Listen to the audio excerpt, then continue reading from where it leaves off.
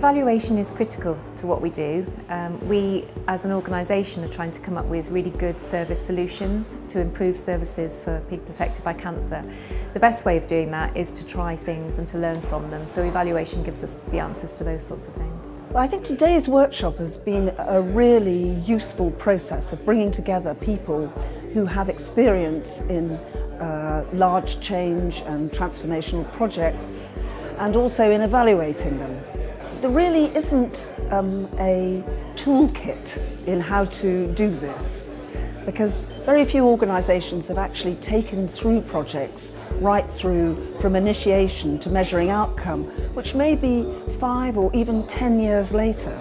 This is a really important day to be able to learn what are the things that we should be measuring and how should we communicate those things. 20 years ago, when I was first appointed as a Macmillan nurse specialist, actually the change started that far back. At Macmillan were employing nurses that had different types of roles, but they had different roles now where we were delivering chemotherapy services and dealing with individuals at diagnosis. So when I talked about evolutionary change, actually we were starting the system redesign then. And what we're doing now is we're just taking it onto a broader scale. Well, when you're evaluating whole systems change programs, there are a whole range of different challenges that face you, but really the main one is that of complexity. My top tips for the evaluator really follow from the challenge of complexity. The first is to understand that you're in a complex environment and that you can't apply traditional evaluation techniques in that environment. You must accept the complexity and do something about it, not to wish it away. So there's an important debate to be had in thinking about systems change. A lot of us have used logic models as a basic way of structuring our conceptual thinking around the evaluation that we're doing. The advantage of that is that it makes the intervention clear, the outcomes clear, it gives you things that you ought to be measuring and assessing, and allows you to form a judgment.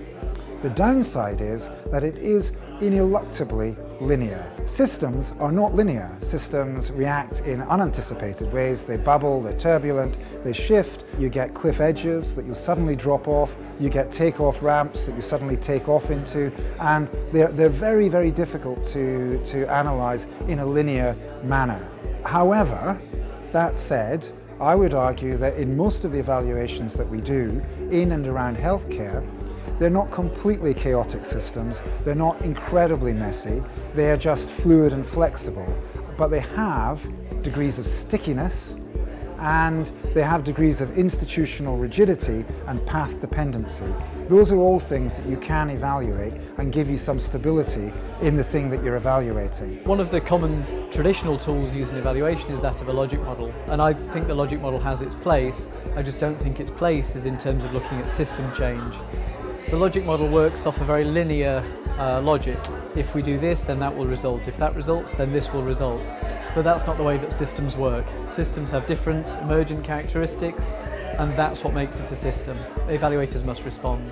I think what I've learned is that it's okay for us to rethink and challenge our traditional approaches to service evaluations. One of the things we've talked about and discussed is that the tools we've traditionally used for single pathway redesign interventions are probably not the most appropriate for very complex multi-component systems, and what we really need to look at is what we're hoping to achieve, which is better service outcomes, but also how we can use our evaluations to support learning and development throughout the system really. And I think that's probably something I've learned in terms of how we might refocus, how we frame our evaluations for the different audiences that will benefit from them. There's a danger that we exaggerate the difference between people who use logic models and the people who don't. Even using logic models, where we know the world changes, that there's a need for iteration, it's not perfectly linear, and that we need to course, adapt and change, and that the evaluation therefore contributes to learning.